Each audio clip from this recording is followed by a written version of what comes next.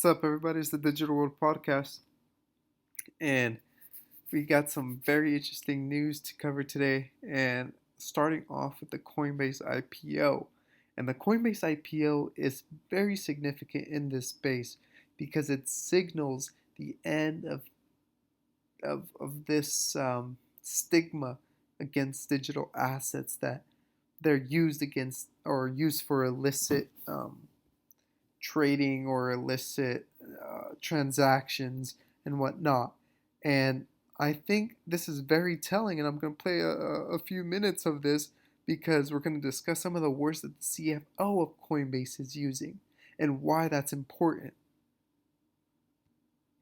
For the history books, though, for crypto fans, as Coinbase goes public on the NASDAQ.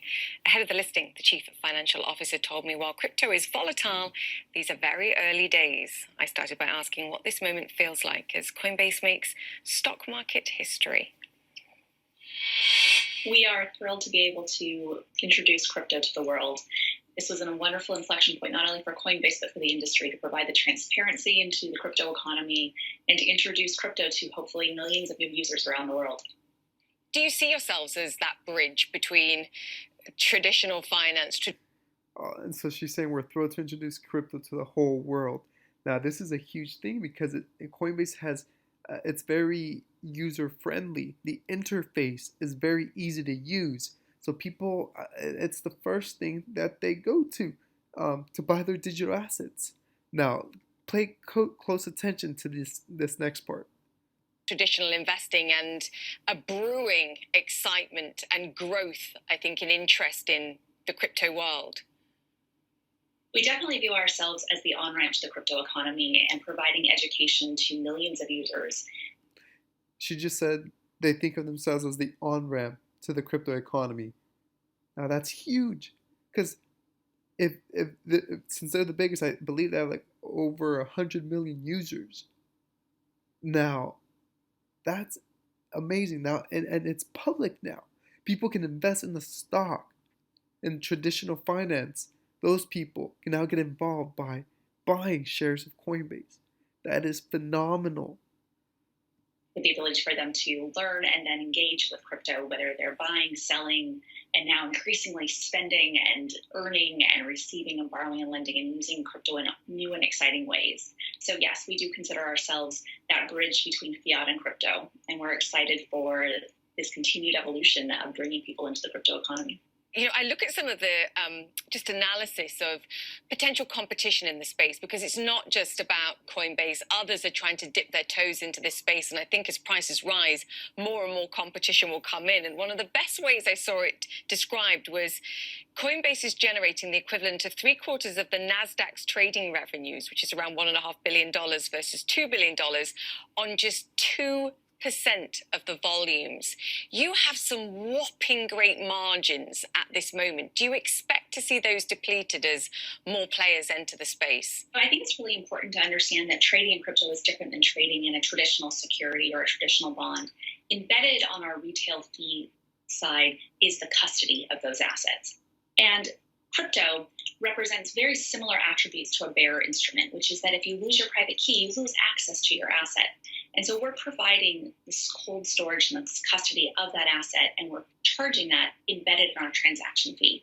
So we don't look at our trading fees as similar to retail brokerage for securities as a starting point.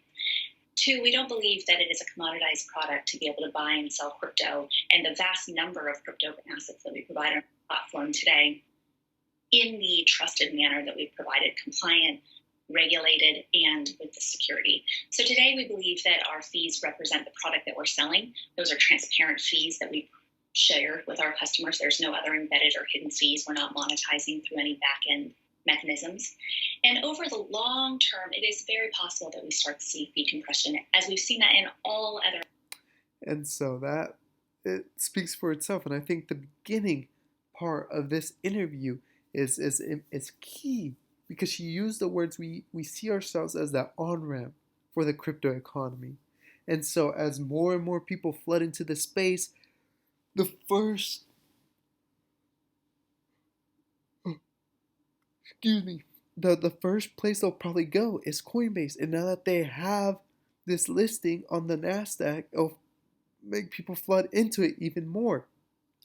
Now, switching gears here, um, leveraging digital money to facilitate remittances. Now, this is important because it's also talking about how the digital money is coming here faster than we may think, and the fact that Coinbase is IPOing signals that it's here. This literally is here. Now, some people may say, "Oh, this bull run's different. Things are going to change," but I mean, I don't know. I'm not gonna speculate. Yeah, we see a lot of positive news, and it's always timed perfectly for each bull run. Um, and so, and we're still we haven't reached the phase where we have all the regulations in place, a regulatory sandbox to help with these nascent markets to grow and flourish. So, each person has to come up with their opinion and what they're going to do, but that's currently the case right now. Yeah, we're seeing all these partnerships and all these good things, but full utility is still not um, at its peak. We're growing and it's early. We're very early in the space. But here, I want you to listen to the first few minutes of what Kristalina Georgieva is saying in her video and pay close attention to her beginning remarks, just as for the CFO of Coinbase. She made very big statements. Now she's going to make really big statements in terms of digital money. This virtual workshop about how digital money can facilitate remittances. The eminent MIT economist Rudy Dornbush famously said, "In economics, things take longer to happen than you think they will, and then they happen faster than you thought they could." Digital money is a perfect illustration. After a long period of development, the field is now on the cusp of major changes that have the potential to reshape cross-border payments and remittances. For example, last October, the Bahamas launched the sand dollar. Now, I want to come back to this because it's in economics. Things take longer to happen than you think they will, and then they happen faster than you thought they could. Now, is she foreshadowing what's going to take place? That we've been talking about, oh, this digital dollar, oh, it's not going to happen for another 3, 4, 5 years at the earliest. But then all of a sudden it's here. Could it be that there's a potential crisis in the near future, such as a cyber attack like the World Economic has been warning? And after that, problem, reaction, solution, the Hegelian dialectic. And we see the solution introduced, which is digital currencies. Could that be where this is going? Okay, let's keep listening here. The world's first central bank digital currency. Many other economies are exploring their own pilot programs. Other forms of digital money, such as privately issued stablecoins, are increasingly being used for cross-border payments. We are witnessing a revolution in digital money that could make remittances easier, faster, and cheaper. One of the and I want to ask you this question. So she said other forms of digital money, such as privately issued stablecoins, are increasingly being used for cross-border payments. We are witnessing a revolution in digital money that can make remittances easier, faster, and cheaper. Now, let me ask you a question. What kind of stablecoins could be used for cross-border payments? What kind of revolution are we seeing that makes remittances easier, faster, and cheaper? What coin brings that utility? Ask yourself that question because that's very important to note. Okay, I'll play a little bit more here and we'll keep moving on. The key messages from our spring meetings has been the danger we face from growing divergences across countries. Divergences in access to vaccines, in recovery from the pandemic, and in access to a digital future. Remittances have always played a key role in improving the lives of people in developing economies and supporting economic activity. As we look for ways to address the challenges of economic divergences across countries, we need to use every tool we can to support those most affected by the pandemic. And with the risk of a growing digital divide between rich and poor countries, we must also ensure that All countries can benefit from the latest innovations in digital money and in digital payments, especially remittances. And they're trying to include everyone because everyone has a smart device, and if they can have everyone participating in this digital economy, well, I mean, there's a good side to things and there's a bad side to things. And obviously, central planners have always wanted to gain more control, and digital currencies is the ultimatum.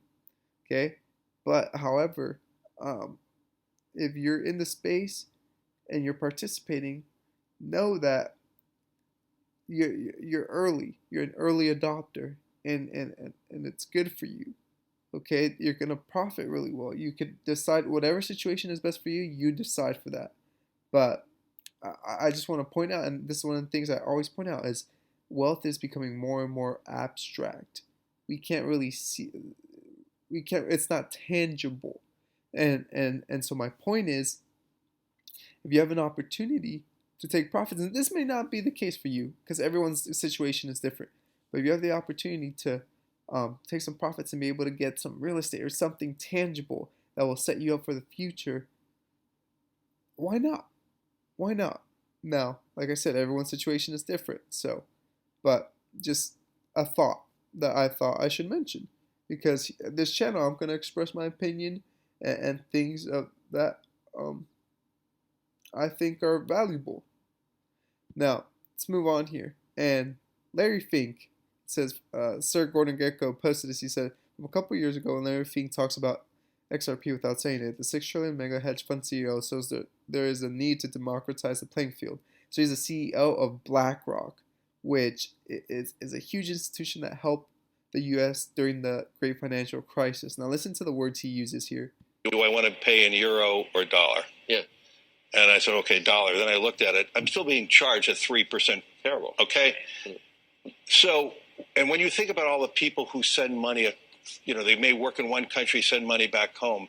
They generally do that through organizations that charge 5 to 10%. Yeah. There is a need, whether it's a Libra or something else, to democratize the exchange of foreign currencies. Today, with computers and electronic market, there shouldn't be that. It should be 10 basis points, 5 basis points. That it's makes not sense. percent. And so I actually believe the idea around Libra, I don't think we need to create a new currency, but the technology to instantaneous calibrate all the currencies, that should be done. Do I want to pay in euro or dollar? So